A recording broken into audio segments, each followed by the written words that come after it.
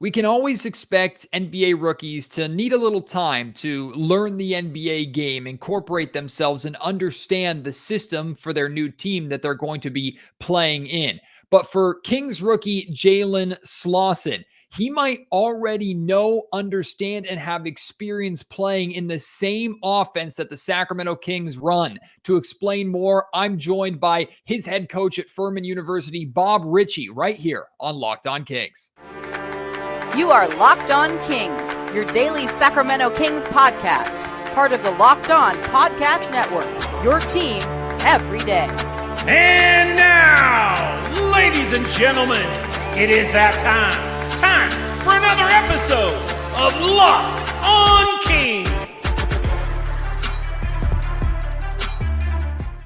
Hello and welcome into Locked On Kings, your podcast hub for Sacramento Kings coverage all offseason long. My name is Matt George. I have the privilege of being your host here. I'm a Sacramento sports reporter and producer for ABC 10 News. And one of my favorite things to do after the draft and after we meet and get our chance to get our first impressions of NBA rookies is go back and talk to the people that help them get there, especially college coaches. And typically, college coaches are always willing to come on to these, whether newscasts or radio shows or podcasts or whatever it may be, and talk about their guy a little bit. So I reached out to Furman University's Bob Richey, head coach of Jalen Slawson's over the 5 years that he spent over at Furman. And Coach Richey was so gracious with his time, more than willing to come on and chat about Jalen. And he's going to say a lot of great things about who Jalen is as a person, what he brings to the Kings, what he's going to do that'll capture your attention in the California Classic. But my favorite bit, like I alluded to in the intro, you're going to hear Coach Richey talk about Jalen running a very similar offense, or almost the exact same offense to what the Sacramento Kings ran last year over the entire 5 years that he spent at Furman. So that might give Jalen an advantage, a leg up coming into the league, whether he spends time in the G League, which my expectations at this point is that Jalen's going to get one of the Kings' two-way contracts.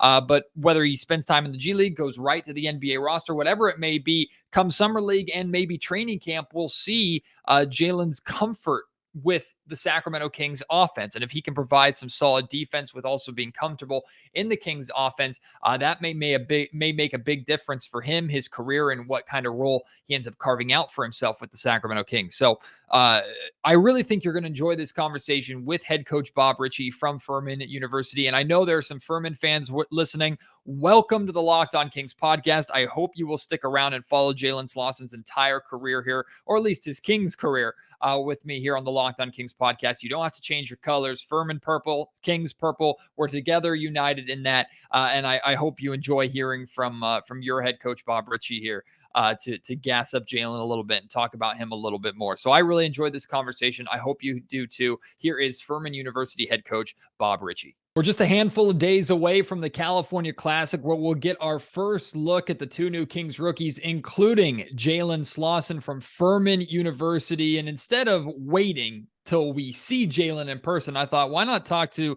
the guy at the source, the guy who spent the last 5 years with Jalen at Furman. It is head coach Bob Richey joining me. Coach, thank you so much for appearing here on Locked On Kings and joining us for ABC 10. The first thing I wanted to ask you is I got to meet Jalen yesterday at his introductory press conference. And the first impressions that I got of him were very humble and extremely ready to put in whatever work necessary to earn his opportunity. And he didn't have any expectations.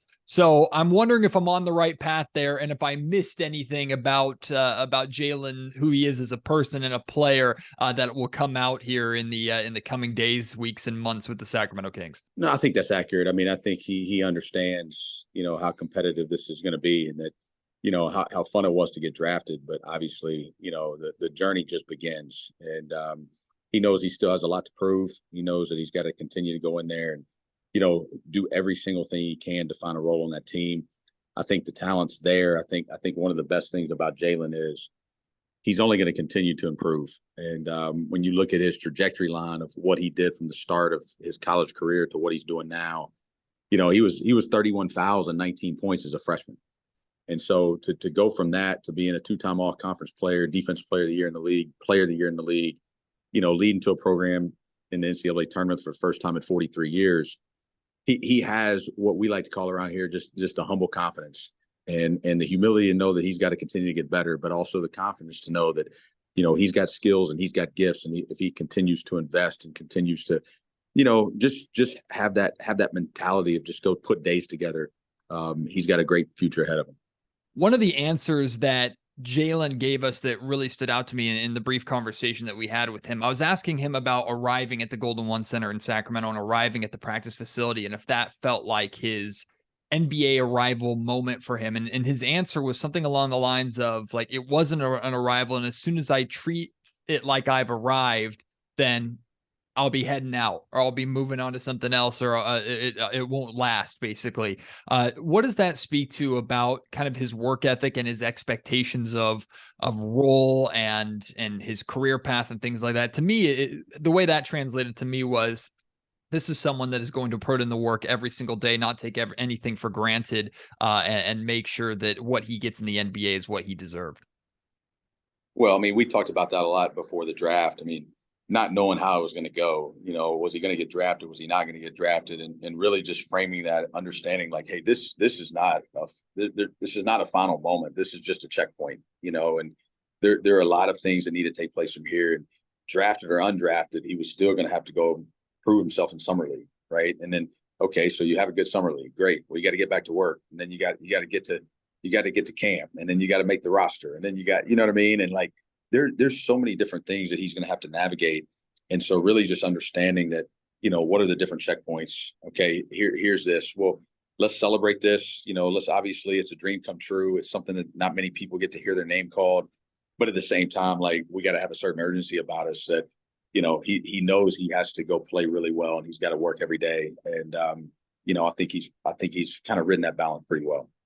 Clearly, he's done something over the 5 years that he spent at Furman. Like, and the Kings mentioned, Monte McNair mentioned that they've been keeping tabs on him and keeping track of him for a while. So clearly, there's something that he's done over his college career that's drawn their attention. But what do you think from him will draw Sacramento Kings fans' attention and interest when they get the chance to see him suit up and play for the Kings here in Summer League? Well, I think he's got great positional size. I think he's got great defensive versatility. He's got the ability to switch and guard multiple positions.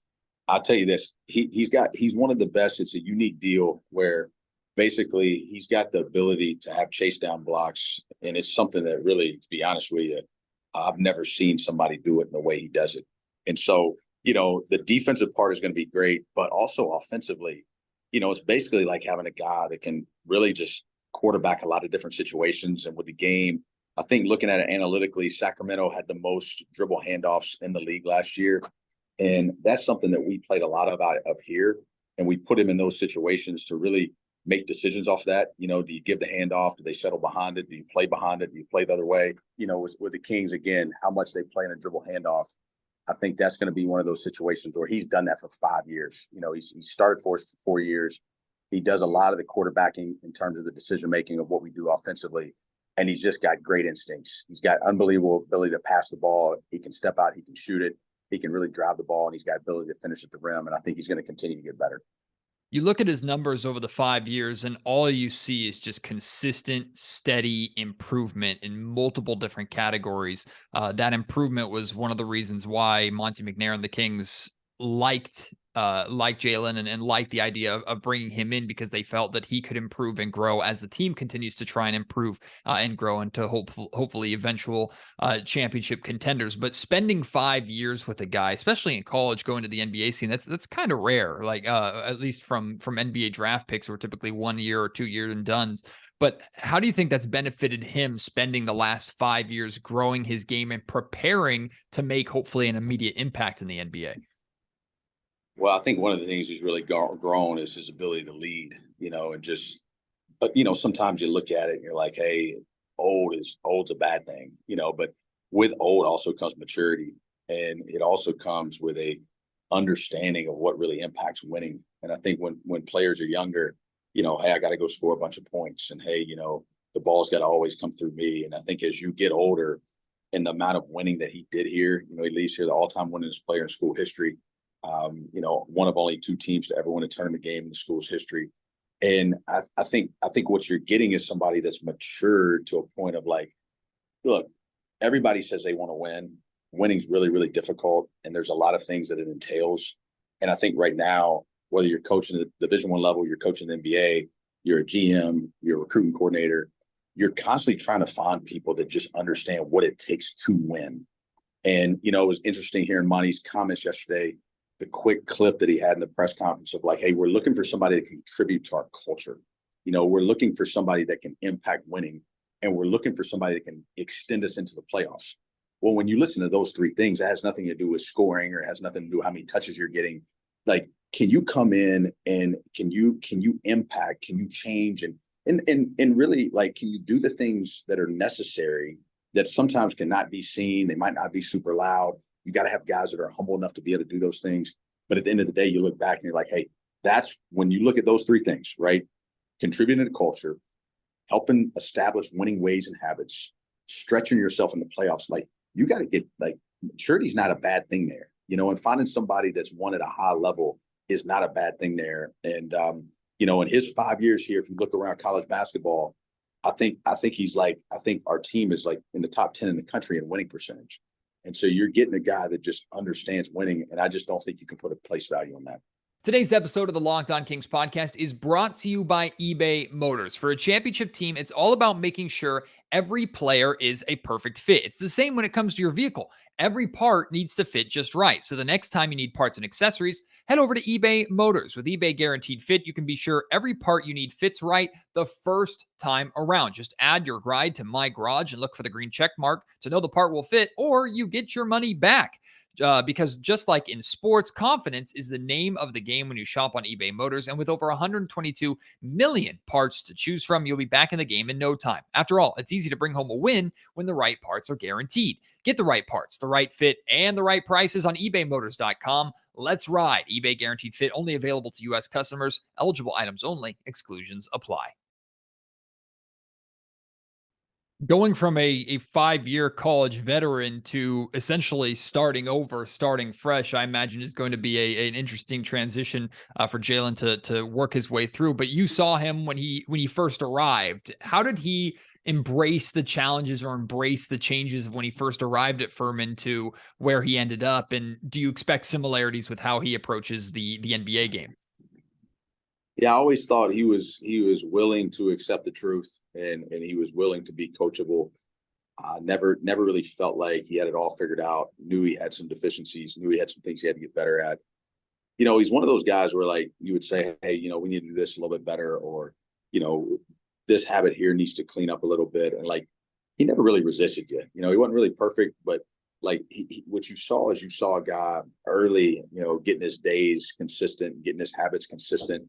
You know, sometimes it was a little bit, you know, he had to kind of get used to that. But then these past 2 years, I mean, in the gym every day, in the gym in the morning, like, knew exactly what he was supposed to be doing.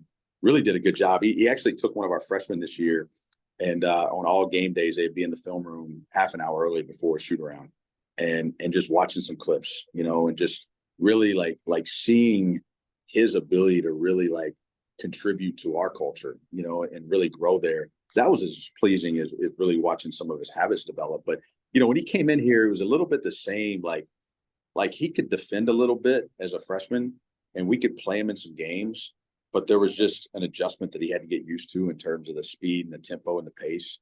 He's got a very high learning curve, though. Like, he really has great instincts on the court. He had some things where, like, he could catch on quick, right? And so freshman year, not a ton, didn't play a whole lot. Sophomore year started, and I think you're going to see, like, what he's going to be in 12 months and 18 months and 24 months. He's going to be in a different spot than he is right now. And, you know, the stakes are higher. The people he's playing against are better. You got the best players in the world. And I think some people that might deter him. I think he's really going to be ready to accept the challenge. It's fitting you mentioned him bringing a freshman under his wing a little bit, because I'm always interested in the veteran rookie dynamics of the NBA. Like, I think it's always fun to see which veteran takes a rookie under their wing and how they grow under that player's tutelage over the course of not just their rookie year, but seasons together. And I don't know if we got the opportunity to ask Jalen this. I'm sure he'd say anybody, he's willing to learn from anybody. But based off of your knowledge of the Kings roster or anything like that, do you think there's a player on this roster that you'd think he would really benefit from learning under? You know, he and I talked about that a little bit the other day before he flew out there. And I said, look, find that player with the best habits and just follow that guy, you know, like whoever that is. If that's Fox, if that's, you know, whoever, who's in the facility, who's watching film, like who's managing their body, you know, who's in the training room, find quickly which one is attacking being a pro, right? And like the habits that come with that, and really try to cling to that person, you know, really try to see, you know, ask him questions, be around them, you know, and that's something I think he'll do a good job of. You know, he called me, I guess it was maybe Saturday, and he said, hey, this thing felt real. I just got a text from Fox a little while ago. And, you know, I thought that was a pretty neat leadership moment. Even, you know, obviously I've never met him, but I even talked to our team about it yesterday. You know, for the best player to reach out to the draft picks on his own and say, hey, can't wait to meet you. Can't wait to spend some time with you. You know, make sure you're watching that. And, you know, I think he'll gravitate to the people that are working the hardest, and hopefully those are the ones that he connects with. With this upcoming summer league, is there anything specific that, well, actually, let me change how I want to ask this question. I don't know if during this process you had the opportunity to speak with any of the Kings, speak with Mike Brown or any of the Kings coaching staff. But if you did, what did you tell them about Jalen? And if you didn't, like, what would you tell Mike Brown about Jalen? Like, not necessarily, hey, this is how you utilize him, take it from me, but coach, this is what you can expect from my guy. Well, a lot of the stuff that we've already talked about, you know, like, he's going to continue to improve, you know, stay with it. And, you know, in terms of, there's a lot of people going in the pre-draft process that we're trying to figure out, like, is the shot real? You know, is the shot going to translate? Because if it does, okay, yes, he's an NBA player, you know, sooner rather than later. If it doesn't, then we got to figure out exactly how he's going to score, because he's not necessarily going to score in the post like he did in the Southern Conference. He shot 39% for us from three. Statistically, he was our best 3-point shooter.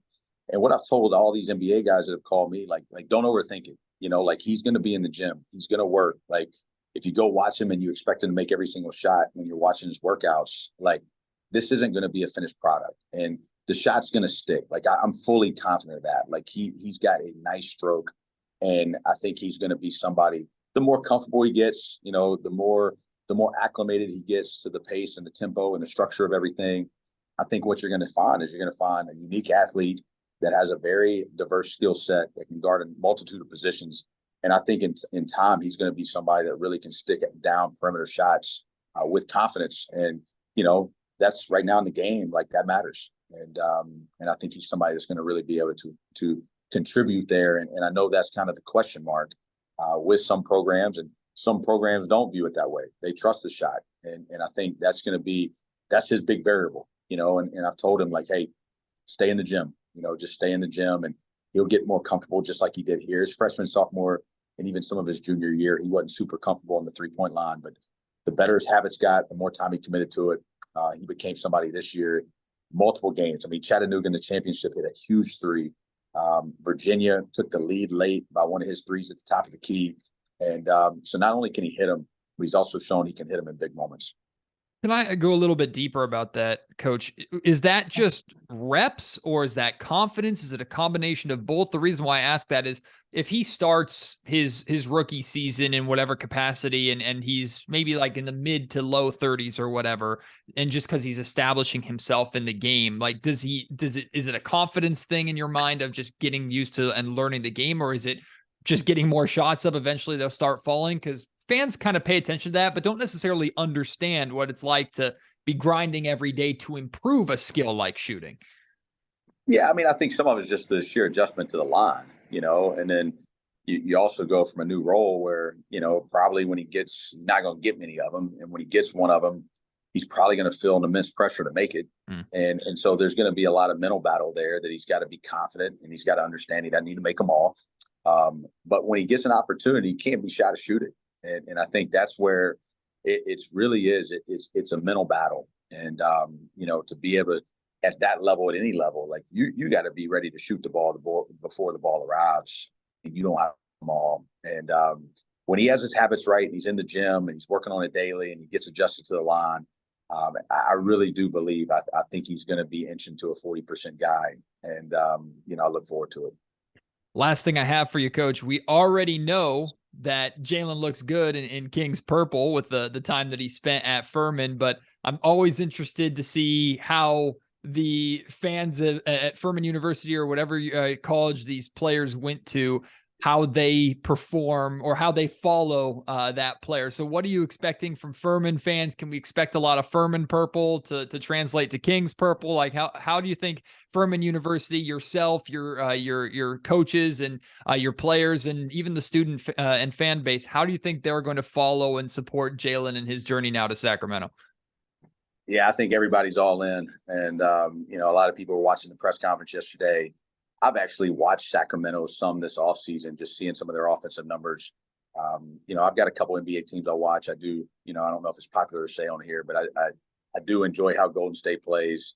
And I've enjoyed how Mike Brown has brought some of those concepts, not the same, but you can see some different things with the split actions and their tempo and how much shooting they did. Like, it was a very fun offensive style. And, so I've actually, there were probably 3 teams I was hoping he would go to, and this being one of them, just in terms of his skill set and how he fits.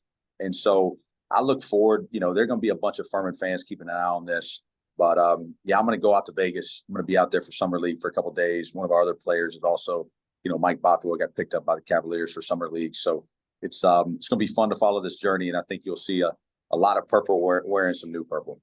Well, congratulations to you and to your program for an amazing season that you just had. Congratulations for Jalen and his success. And also thank you for all the work that you and your program have done to prepare him for this. Sacramento Kings fans are very excited to see what he can do. And you deserve, and your program deserves a lot of the credit for his success too, even though I'm sure you guys won't accept it and won't take it. But thank you, Bob, very much. It's been an absolute pleasure. Hope to be able to chat with you again or see you at Summer League. Best of luck next season going forward. And I'm sure Jalen will be keeping close tabs on everything Furman's doing too. Sounds great. And appreciate you having me on, Matt. Big thank you to Coach Richie for joining me on the Locked On Kings podcast. Hope this is not the last time I have the opportunity to speak with him and get to know him a little bit more as we both follow Jalen Slawson's career here in Sacramento. That will begin with the California Classic coming up next week. Now, a couple pieces of news for the California Classic, one of them being not surprising, but very disappointing news. Apparently, Victor Wembanyama, number 1 overall pick for the San Antonio Spurs, will not be playing in the California Classic, which I know is a big letdown to a lot of people. I'm not at all surprised by this. In fact, I think I've said it here on the Locked On Kings podcast before, and I've definitely talked about it in different NBA circles. I think it made sense for him not to play. I did not expect him to play the entire Summer League by any means. He just came off of playoffs in France.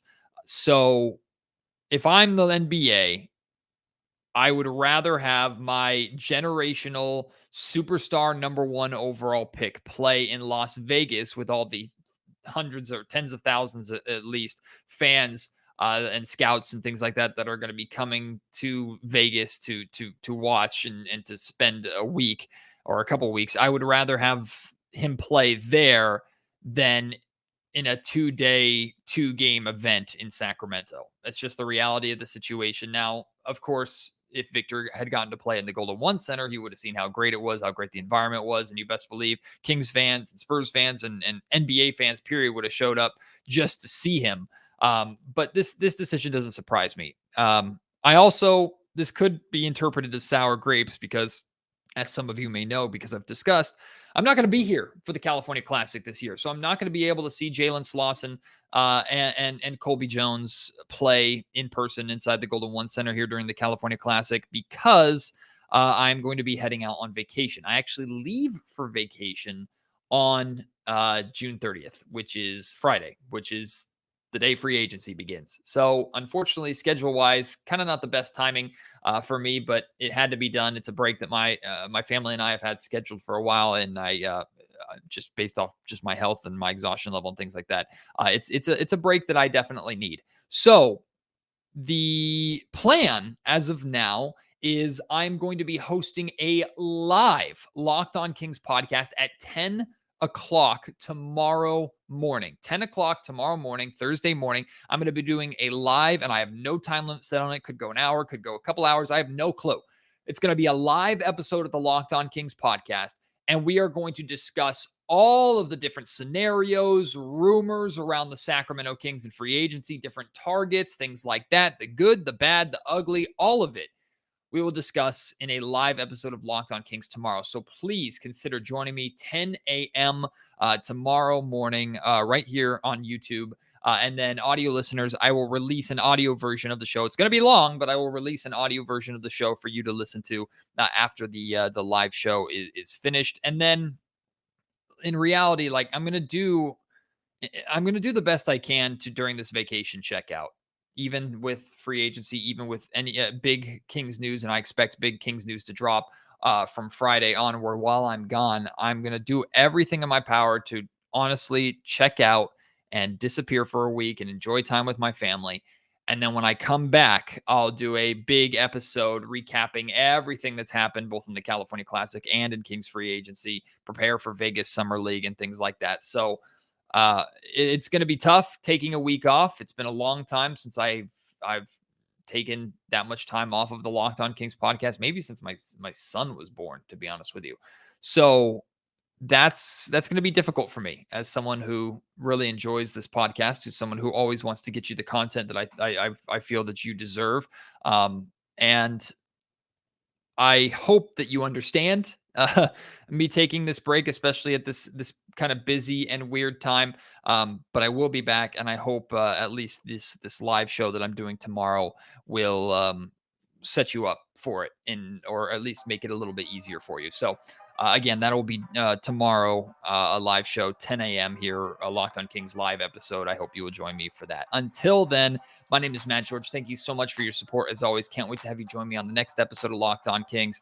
You have been listening to the Locked On Kings podcast, part of the Locked On Podcast Network.